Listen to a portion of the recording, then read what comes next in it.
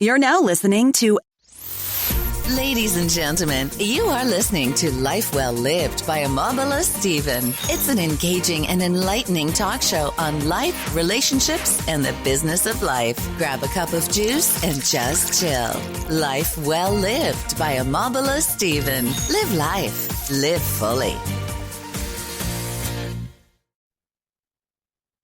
Good to have you on Life Well Lived by Omobola Stephen. On the show, we focus on topics that are centered on personal development and self-improvement, occasioning expert and professionals who have just the right disruptive yet constructive mind shift insight that is going to transform your life from where you are to where you need to be. Now, personal development and self-improvement is a lifelong process that you and I must embrace in order for us to move from where we are to where we need to be. And now it's really not just going to happen overnight. It's a constant effort that you and I need to put into in order for us to see our life move from where it is to where it necessarily have to be. And so that is just the focus and the mission of Life Well Lived by Omobola Stephen. We want to pivot the changes that you and I need in order for us to have a fulfilling life at the end of the day with personal development and self-improvement topics that is going to transform your life.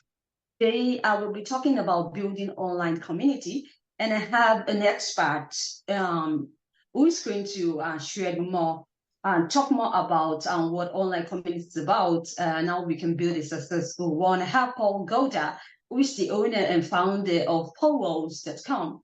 And that's the leading online community celebrating Native American arts and culture for the past 25 years. It's good to have you, Paul.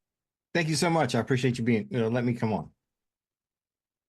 I've been looking forward to this time, and I'm glad that you're joining me, Paul. So, like I said earlier, we'll be talking about building online community. The first question on the mind of my audience is really, how is an online community, how is it different from a social network? Because at the end of the day, we are all building network. Yeah, I think the first thing you have to start with when we talk about building community is really how I define community, and that is, it's for me, it's anybody who's in my sphere, my ecosystem. It's a group of people that feel some type of connection with each other, have some type of shared belief or shared culture, something like that. There's something in common, and they feel that connection to you or to each other. And so that's kind of how I treat it. And I think that a lot of online marketers and creators, they kind of miss that mark. They feel like platforms are community, like so social network is community. And maybe you can establish community on social network, but that isn't the community itself, right? So I like to tell people you need to have a community first mindset and treat everything you do as part of your community. Now, let's move further from the towards that. Now, really, for a person or a business that wants to start a community of their own, how can they do that? Because you've had a wealth of knowledge and experience in this regard. And what do you think are the challenges that are out there, and how can they try successfully? You have to, before you start wanting to build a community, right? You need to know a little bit about your audience. Who are you talking to? And sometimes who you think you're talking to and who is actually responding to your content is different. So I think that you need to start engaging whether it's you have email subscribers or people, following you on TikTok, whatever it is, you need to establish some kind of conversation with them and figure out what they want. What are their pain points? What are they coming to you for? Is it just that they find you relatable and they want to follow your journey? Or is it that you're actually delivering some type of valuable content that they want to take and learn from? Once you figure that out and kind of figure out what they're looking for, then you can start, then you start establishing community, right? Because then you can start serving their needs. And so the first step is really knowing who they are and what they're looking for. And then the second part is serving those needs. And then you can start figuring out, can I serve them with email marketing or a Facebook group or whatever it is? But first you have to figure out what it is they want. Absolutely. Now, the way you sounded as if this is just going to happen overnight or it's going to happen suddenly. I know it's not going to do that. But Paul, really, going by your own experience, you combined community building and marketing strategies to build one of the largest and most engaged online communities in the world. Now, you do that also while working full time. Now, how on Yeah. earth do you do that, Paul? Does it mean that your business or your career is pumping money into the business? That's how it has been successful. How do you do that?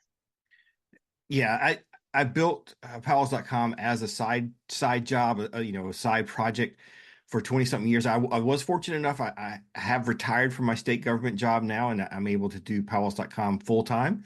So that's been exciting and an interesting transition. But working a full time job and trying to run your own business, for me, it was finding those little moments of free time, whether it's at lunch, coming in early, or like state holidays. Another thing, I worked a state government job, so I had lots of holidays. So I would view those as work days and kind of plan projects around those days, that I knew I could have a dedicated full day to do some things. Yeah, but it's a balance. It's just finding when you can work on it. Not to take away from family time as well. I was also, at the same time, we had a family, we had a daughter, kind of, growing up through all of that. So, you had to find that balance. I was very fortunate to be in a job that was flexible, so I was able to, have a somewhat flexible schedule to be able to go see my daughter in all of her activities, as well as being able to take time off to travel to powwows and things like that. So it was a great place for me to be able to build that business, and they were supportive in letting me do some things. But yeah, it's tough. Doing that it is difficult, and you have to kind of plot your course and pick your moments. And it the other thing I struggled with, thinking about it, it was talk, it's trying not to chase the shiny thing or the new thing. When you have limited time, you really have to focus in on what are your priorities and what are the tasks that are most important to your business, and focus on those first. Paul, you have a successful online community. Yeah. How did you get there? What strategies that you employed to get to where you are? And I also know that aside the strategies, how did you develop the mind shift? Over time. And that's one of the things that, when I'm working with clients now, and helping them grow their community, that's where I start, is that, going back to what I said earlier, it's community first, right? And if you have that community first mindset, then as we build content, then we're thinking that first. So one of those mind shifts I had, this was probably 6 or 7 years ago. I did an online course, and did the paid the extra to have the one-on-one coaching. And while I did a really good job of building community with some of the things we were doing on our website, I was not doing a good job with email. And the coach at the time really helped me figure out that mind shift change, and think about community.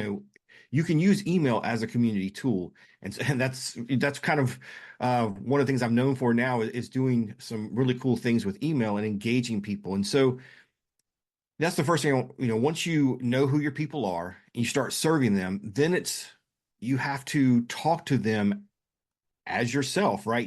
You try not to be a brand, try not to be a different persona.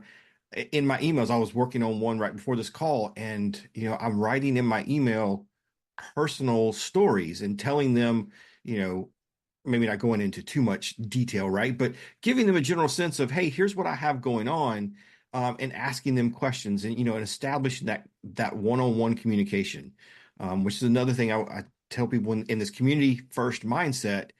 It's one-on-one conversations. People want to think community is, I'm talking to 100 people, 1,000 people, or 1 million people.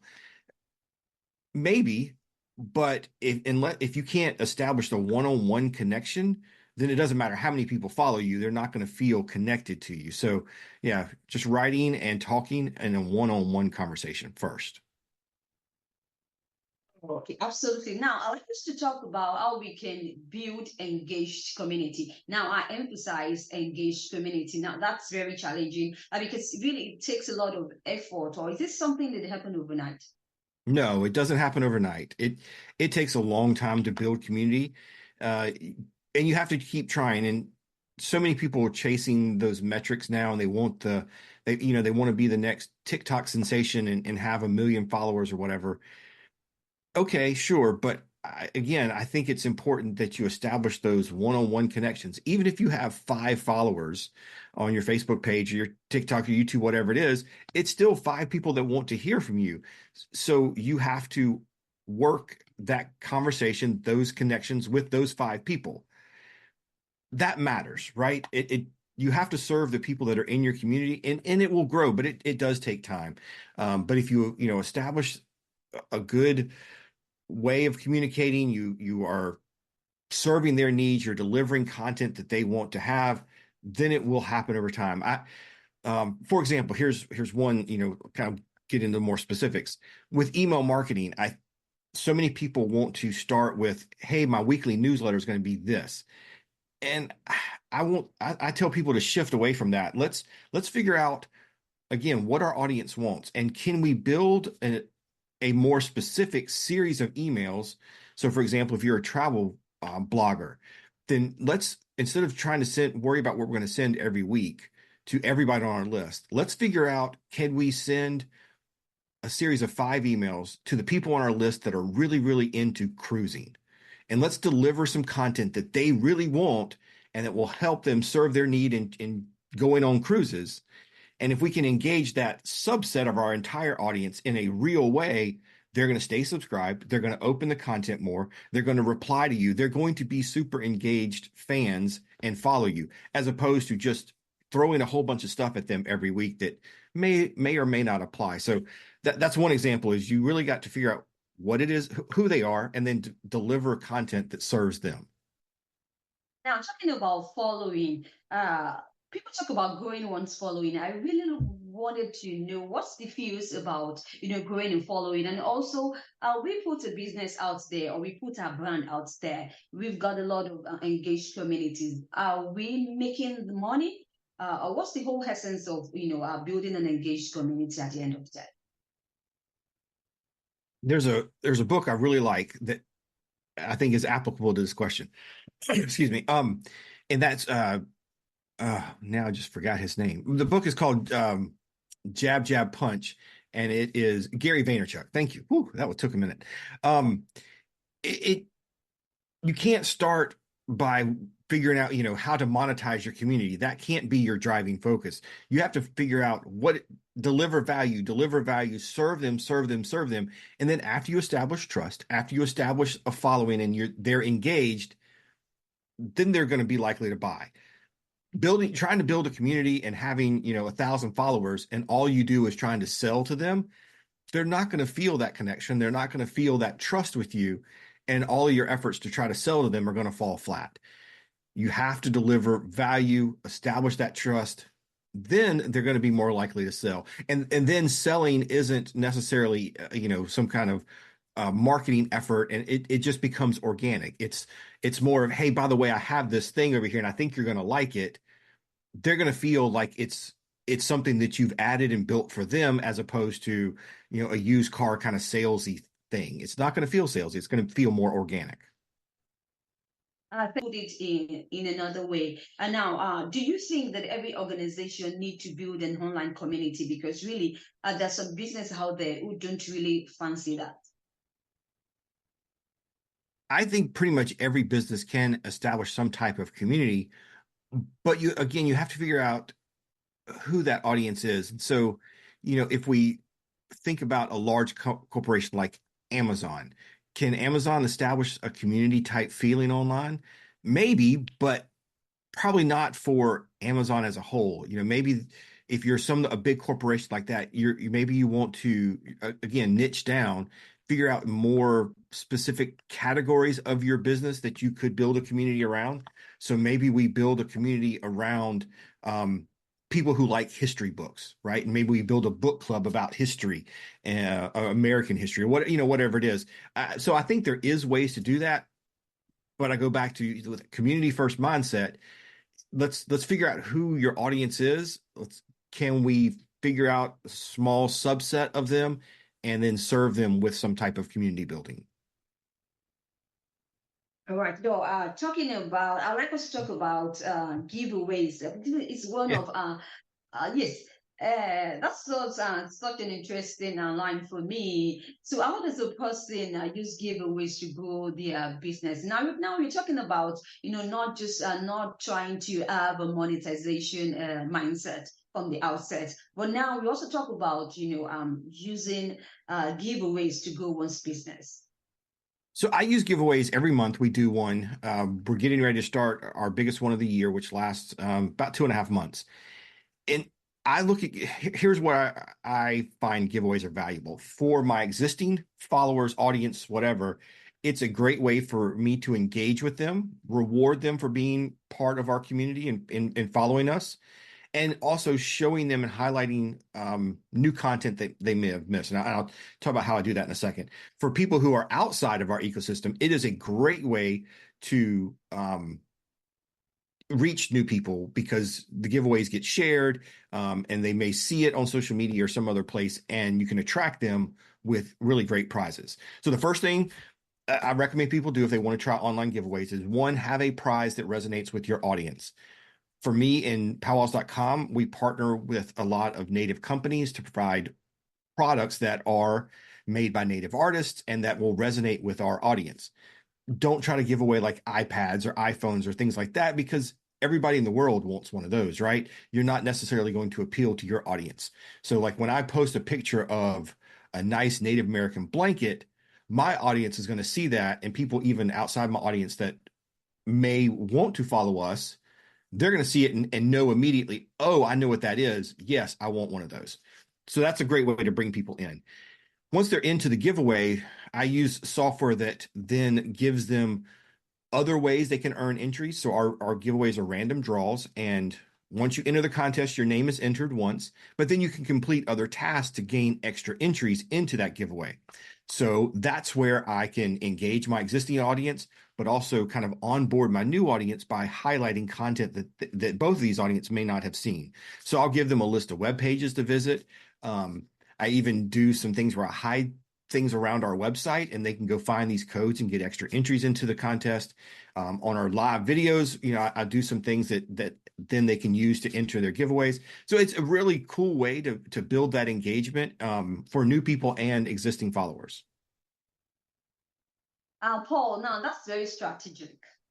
Thanks for that. Thank Yeah. you once again, Paul. Sure, it is. Do you have any exciting news that you think is very important for you to share on this platform to my audience? You think it's going to be beneficial to them in the long run? You can do that now. Okay. I mean, if you're interested in doing online giveaways, I do have a course about that over at paulgowder.com.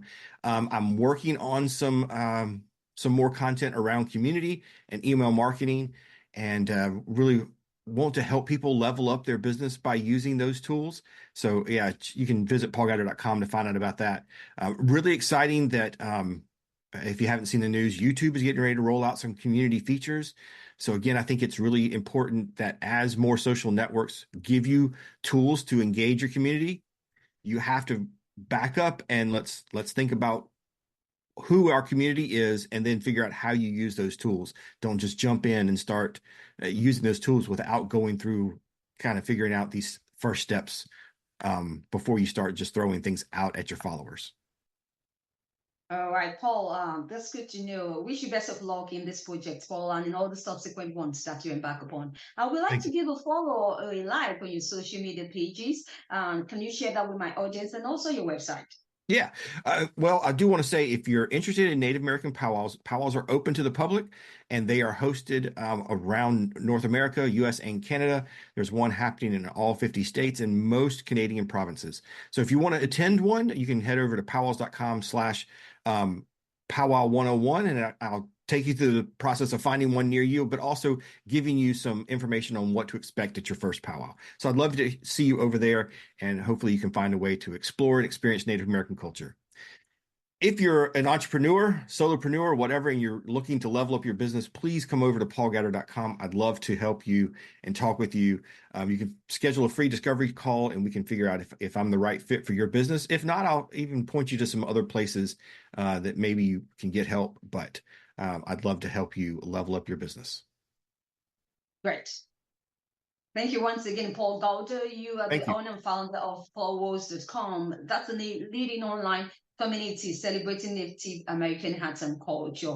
Thank you once again for sharing your expertise and your experience on the show, talking about how we can build successful online community. Thanks for all the strategies that you provided. Wish you best of luck once again, Paul. Thank you. Thank you so much. All right, it's Belai Wallet from Omobola Stephen. Now, if you'd like to catch up with any of these episodes, you can do so on any cross promotion platforms or any podcast distribution platforms to bump into online, and do have a great time. I talk to you soon. Bye for now. Thank you, Paul. Thanks so much. I appreciate it. All right.